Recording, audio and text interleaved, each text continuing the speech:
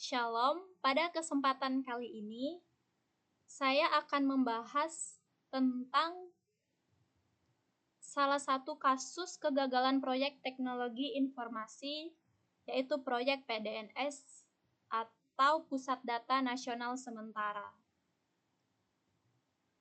Proyek PDNS sendiri dimulai di tahun 2020 dan 2024 dengan pengelola pertama PT Lintasarta. Sejak tahun 2020, Kementerian Kominfo mengadakan pengadaan barang dan jasa untuk pengelolaan Pusat Data Nasional Sementara PDNS, sebuah infrastruktur penting untuk layanan komputasi awan nasional. PT Lintasarta, anak usaha Indosat Ooredoo yang bergerak di bidang komunikasi, data, dan jasa teknologi informasi, menjadi pemenang tender pengelolaan layanan komputasi awan PDNS dalam beberapa tahun berturut-turut dengan nilai kontrak yang terus meningkat.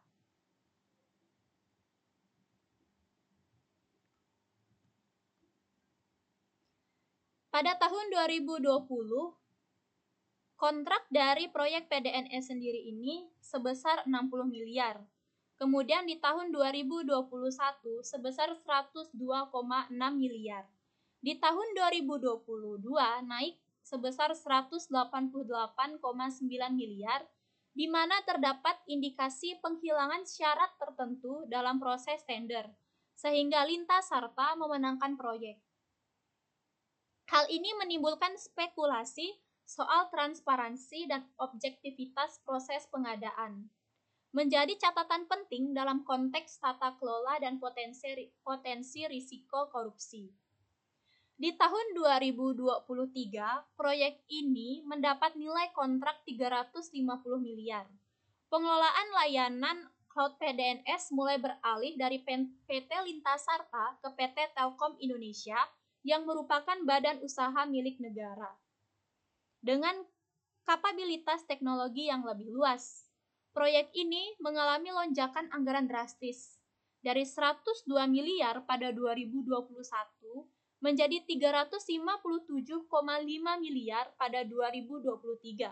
Dan kemudian nilai kontrak kembali turun menjadi 256,5 miliar pada 2024. Lonjakan anggaran ini mencerminkan upaya peningkatan kapasitas infrastruktur dan layanan cloud, namun tidak disertai dengan audit keamanan menyeluruh atau transfer pengetahuan yang memadai dari Lintasarta ke Telkom sehingga potensi kerentanan lama tetap ada.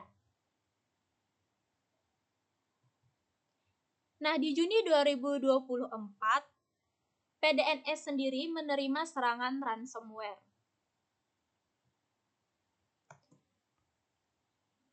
Pada tanggal 20 Juni 2024, pukul 4.15 WIBA, Pusat Data Nasional Sementara PDNS yang dikelola oleh Telkom Sigma, bagian dari kemitraan Telkom, Lintasarta, Sigma, dan Neutradc, mengalami serangan ransomware yang dikenal dengan nama Brainchipper yang berdampak signifikan. Serangan ini melumpuhkan sekitar 210 server milik instansi pusat dan daerah, termasuk sistem autogate dan perlintasan bandara yang dikelola Ditjen Imigrasi. Serangan ini menyebabkan kegagalan sistem atau sistem failure dan gangguan layanan. Sebagai respons, Telkom mengaktifkan Crisis Center pada pukul 10.30 WIBA, sekitar 6 jam setelah serangan pertama terdeteksi. Tim ini berfungsi sebagai pusat konsolidasi koordinasi pemulihan layanan serta menyusun strategi untuk menormalisasikan PDNS. Proses audit forensik dan root cause analysis dilakukan bersama Badan Cyber dan Sandi Negara (BSSN), Bareskrim Polri, dan Kominfo untuk menginvestigasikan insiden tersebut. Para peretas sempat meminta tebusan sekitar 8 juta US dollar untuk pemulihan data. Namun, pemerintah tidak memenuhi tuntutan tersebut. Dalam hal ini, pemerintah menegaskan komitmen untuk tidak tunduk pada tekanan kriminal cyber.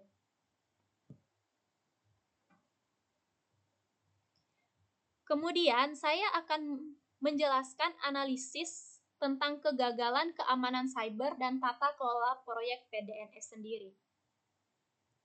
Kegagalan PDNS dalam menghadapi serangan ransomware Lockbit 3.0 dan Brandkeeper mengindikasikan sejumlah kelemahan sistem keamanan cyber. Antara lain, yang pertama, kelemahan infrastruktur dan sistem keamanan.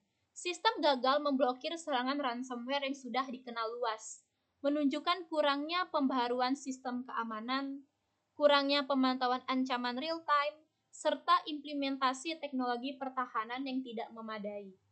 Yang kedua, transisi vendor yang tidak transparan. Peralihan pengelolaan dari Lintasarta ke Telkom pada tahun 2023 tidak diiringi dengan audit keamanan menyeluruh dan transfer pengetahuan yang efektif, sehingga kerentanan lama tidak tertangani. Yang ketiga, kegagalan manajemen risiko dan disaster recovery. Tidak adanya rencana pemulihan bencana yang matang menyebabkan downtime layanan berlangsung lama dan berdampak pada layanan publik. Yang keempat, penggunaan anggaran yang tidak efektif. Meskipun anggaran proyek meningkat hampir 3,5 kali lipat, peningkatan ini tidak berkontribusi signifikan terhadap penguatan keamanan cyber dan mitigasi risiko. Yang kelima, kelemahan tata kelola vendor dan kepatuhan. PT Lintasarta diduga menggandeng mitra yang tidak memenuhi standar kepatuhan ISO 22301 yang berkontribusi pada kelemahan infrastruktur. Yang keenam, lambatnya respons krisis. Aktivasi pusat krisis terlambat sekitar 6 jam dari waktu serangan awal, memperpanjang durasi gangguan dan memperbesar dampak serangan.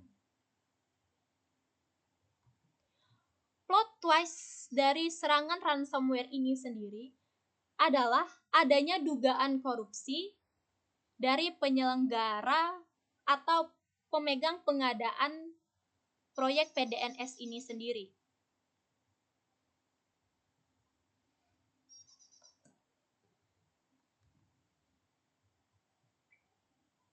Setelah serangan ransomware tersebut, Kejaksaan Negeri Jakarta Pusat Kejari Jakpus mulai mengusut dugaan korupsi dalam proyek PDNS.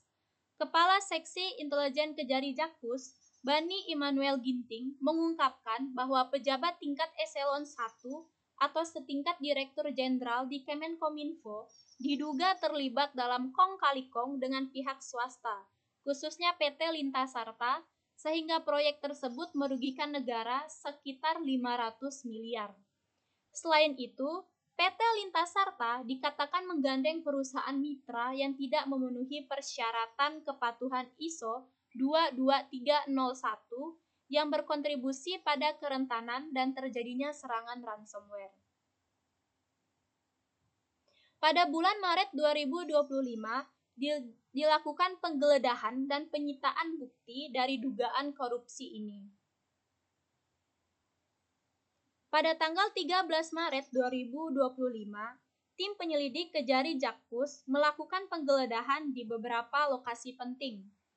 Antara lain, kantor PT Lintasarta, ruangan di kantor Kementerian Komunikasi dan Digital yang sebelumnya digunakan Direktur Layanan Aplikasi Informatika atau Ditjen Aptika.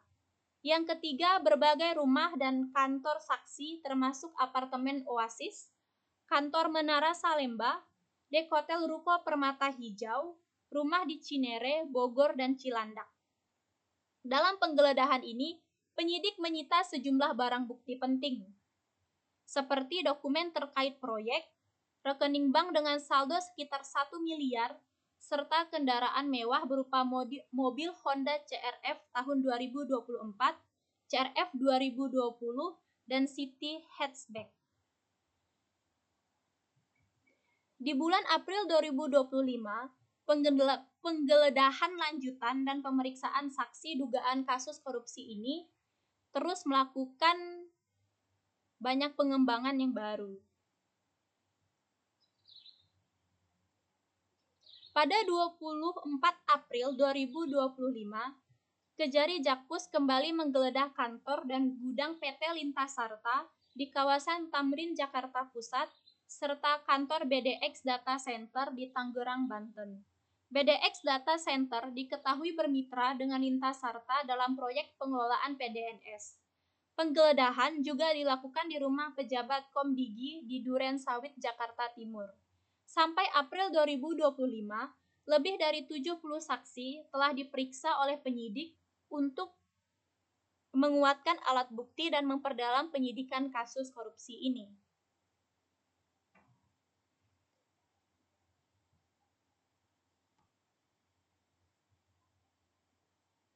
Hingga saat ini, Kejari Jakpus bukan tersangka resmi dalam kasus dugaan korupsi PDNS. Kepala Seksi Intelijen Kejari Bani Immanuel Ginting menyatakan bahwa pihaknya telah mengantongi sejumlah nama calon tersangka, termasuk pejabat tinggi setingkat Direktur Jenderal di Kemenkominfo, dan kemudian pengumuman resmi terkait penetapan tersangka diperkirakan akan dilakukan dalam waktu dekat. Pernyataan PT Lintasarta.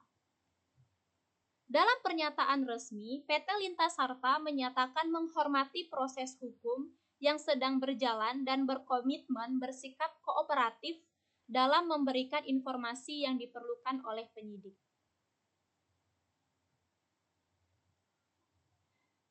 Dari analisis kasus ini, saya akan memberikan beberapa rekomendasi solusi dan strategi keamanan cyber untuk PDNS ke depan. Yang pertama, penguatan infrastruktur keamanan. Implementasi segmentasi jaringan yang ketat, penggunaan teknologi untuk deteksi ancaman real-time, serta penerapan teknologi blockchain untuk menjaga integritas data. Yang kedua, pengembangan rencana pemulihan bencana atau disaster recovery plan. Penyimpanan cadangan data di lokasi offline atau cloud terpisah dengan uji coba rutin untuk memastikan efektivitas restorasi data. Yang ketiga, peningkatan kapasitas SDM dan budaya keamanan. Edukasi karyawan terhadap phishing, social engineering, dan praktik keamanan dasar, serta pembentukan tim respons insiden 24/7 dengan protokol yang jelas. Yang keempat, tata kelola vendor dan kepatuhan cyber internasional. Memastikan vendor memenuhi standar keamanan seperti ISO 27001 dan ISO 22301 serta menetapkan sanksi tegas bagi pelanggaran keamanan. 5. Kolaborasi lintas lembaga. Berbagi ancaman di antara BSSN, Bareskrim, Kominfo, dan entitas pengelola, serta menjaga transparansi komunikasi krisis.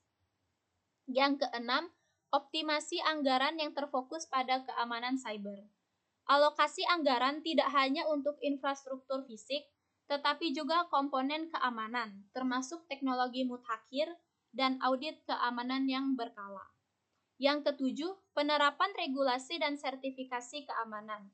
Mengadopsi kerangka kerja keamanan cyber seperti NIST Cyber Security Framework dan mendapatkan sertifikasi formal untuk meningkatkan kredibilitas dan kepercayaan. Ringkasan dan temuan utama.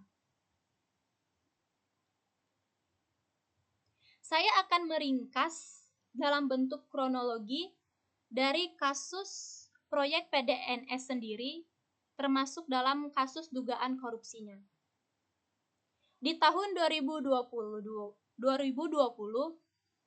pengadaan PDNS ini dimenangkan oleh PT Lintasarta dengan nilai kontrak 60 miliar. Di tahun 2021, PT Lintasarta kembali memenangkan tender pengelolaan PDNS dengan nilai kontrak 102,6 miliar. Catatan penting dari peristiwa ini, nilai kontrak meningkat signifikan dari tahun sebelumnya. Di tahun 2022, PT Lintasarta memenangkan tender dengan dugaan penghilangan syarat tender dengan nilai kontrak 188,9 miliar.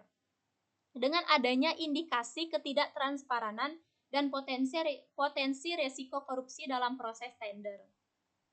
Di tahun 2023, pengelolaan layanan cloud PDNS mulai dialihkan ke PT Telkom Indonesia dengan nilai kontrak 350 miliar.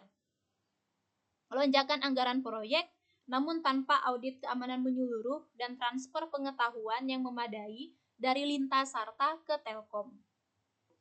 Di tahun 2024, PT Telkom mengelola PDNS. Kemudian terjadi serangan ransomware Brainchipper pada bulan Juni. Nilai kontrak di tahun 2024 sebesar 256,5 miliar. Catatan penting dari kronologi ini, serangan ransomware melumpuhkan 210 server dan permintaan tebusan sekitar 8 juta US dollar yang ditolak pemerintah.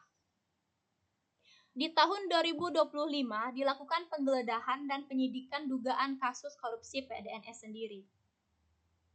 Dugaan kolusi dengan kerugian negara diperkirakan 500 miliar dan mitra Lintasarta tidak patuh ISO 22301.